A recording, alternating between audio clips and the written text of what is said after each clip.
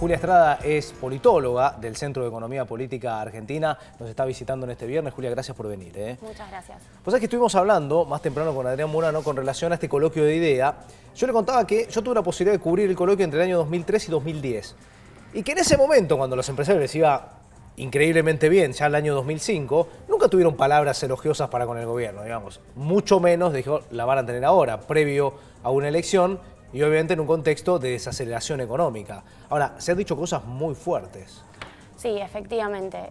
Tengo acá algunas frases que la verdad que concuerdan un poco con el diagnóstico que dijo Axel Kicillof hoy precisamente en relación a que pareciera ser que el único objetivo es salir en los medios, porque hasta dónde uno se pregunta aparecen las propuestas, en dónde están esas propuestas que aparentemente surgen de un coloquio de empresarios y de intelectuales que de alguna manera están pensando en una nueva Argentina, están pensando en cómo mejorar, ¿no? Teniendo en cuenta que el diagnóstico es negativo, la situación económica nacional. Bueno, hay muy poco de eso y hay mucho de lo que ya conocemos. Lo que vos venís diciendo en relación a los anteriores coloquios de IDEA es efectivamente así. Es decir, nunca han sido muy benévolos para con el gobierno.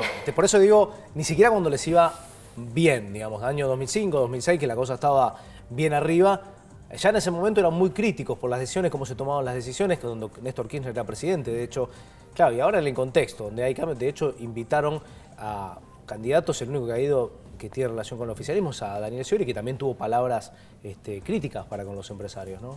Bueno, esto yo creo que efectivamente viene completamente en sintonía con una serie de operaciones políticas que están llevando adelante y que no tienen que ver con coloquios. Yo digo que hacer este coloquio es de lo más democrático que han venido haciendo en este último tiempo y hasta diría, celebro que se junten y que digan qué es lo que quieren hacer, aunque lo digan parcialmente, porque prefiero que hagan eso antes que retengan cosecha, están reteniendo cerca del 50% de la cosecha los sectores del agro, antes que especulen con un dólar ilegal, un dólar paralelo, que lo único que hace es generar un precio de referencia para el conjunto de la economía y de esa manera generar expectativas inflacionarias o en todo caso, bueno, seguir especulando con una inflación que se ha demostrado con distintos informes de distintos centros de economía que se genera exclusivamente por los grupos más concentrados de la economía, tanto en producción y comercialización de alimentos como en producción y venta también al mercado interno de los insumos difundidos. Estamos hablando del acero, del aluminio, del cemento.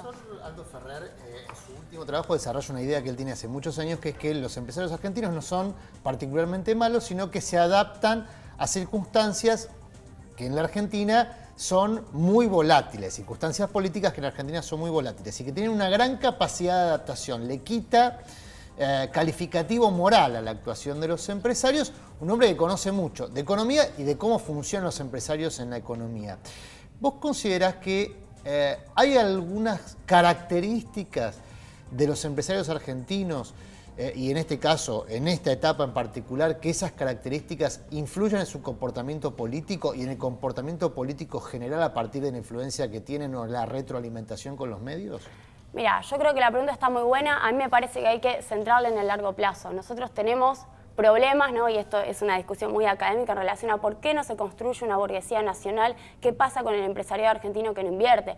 Acá no hay volatilidad en términos de expectativas económicas, han tenido en estos 10 años, más de 10 años, unas rentabilidades impresionantes y sin embargo tienen una reticencia inversora importante e incluso han tenido picos de fuga de capitales que la verdad que no se entienden en relación al contexto económico, sino que pareciera ser que responden a características políticas. A mí lo que me parece cuando hablo de largo plazo es que ha habido un patrón de valorización financiera, un patrón fuertemente especulativo que se instaló con la última dictadura militar en el 76, que estalló en el 2001, sacándole los ahorros a los pequeños ahorristas, y que la verdad es que lo último que hizo es generar un empresariado afín a la producción y afín a la inversión. Lo que hicieron, lo que hicieron los empresarios en esos 30 años fue especular y llevarse la plata afuera.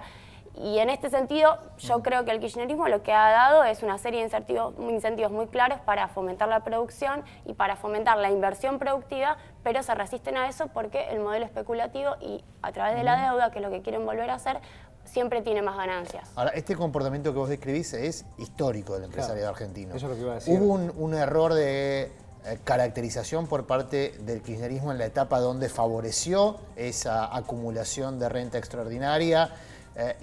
Hubo un atraso en las medidas para evitar, por ejemplo, una fuga de 90.000 millones de dólares, o hubo una apuesta muy fuerte que falló en términos de comprometer a este empresariado en un modelo de desarrollo de una burguesía nacional.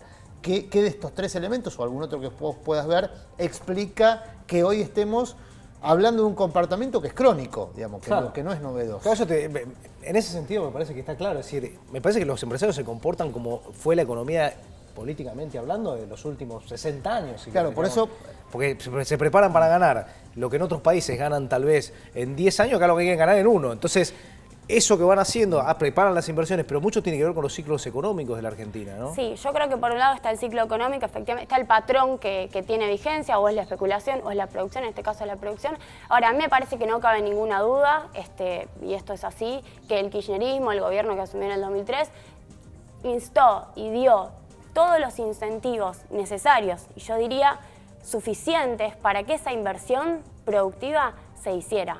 A mí me parece que la pregunta o los cuestionamientos o las preocupaciones tienen que ir por el lado de cuáles son efectivamente los intereses políticos de estos sectores. Porque a mí lo que me parece es que al mismo tiempo que se hicieron todos estos incentivos para que, por ejemplo, se reactivara la industria en Argentina, por ejemplo, se reactivara el consumo, se estableció una política de distribución de ingresos y una política de fortalecimiento de los ingresos de los que menos tienen. Estoy hablando de la asignación universal por hijo, estoy hablando del Procrear, del Progresar, lo que ya conocemos, las paritarias, los ingresos a los jubilados, que de alguna manera y fundamentalmente desde el año 2007 empezaron a hacer mella en lo que serían las ganancias de los empresarios. Llegó a un punto el salario real en el año 2007 que equiparó el salario del año 2001, con lo cual todo aumento salarial posterior significaría una mayor distribución del ingreso. Lo que empezó ahí fue la inflación, para poder frenar ese proceso distributivo.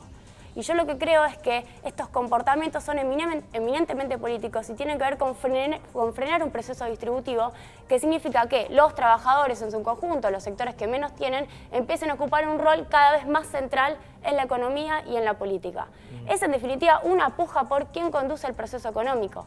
Y a mí lo que me parece es que los problemas de la burguesía argentina, del empresariado, tienen que ver con eso. Cuando hablamos de volver a endeudarnos o cuando ocurrentemente dicen hay que pagarle a Griesa antes, ahora de que venza la Rufo, sabiendo que la Rufo dispararía 120.000 millones de dólares o incluso 500.000 millones de dólares y sabiendo que eso significaría un gasto presupuestario anual en intereses de deuda que no se podría sostener si no es con recorte.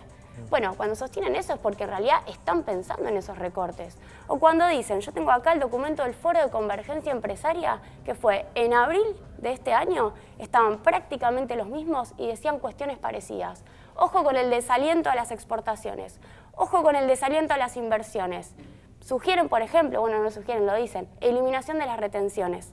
Uno se pregunta, y no es necesario ser economista, no es necesario saber economía, para cualquiera que esté escuchando.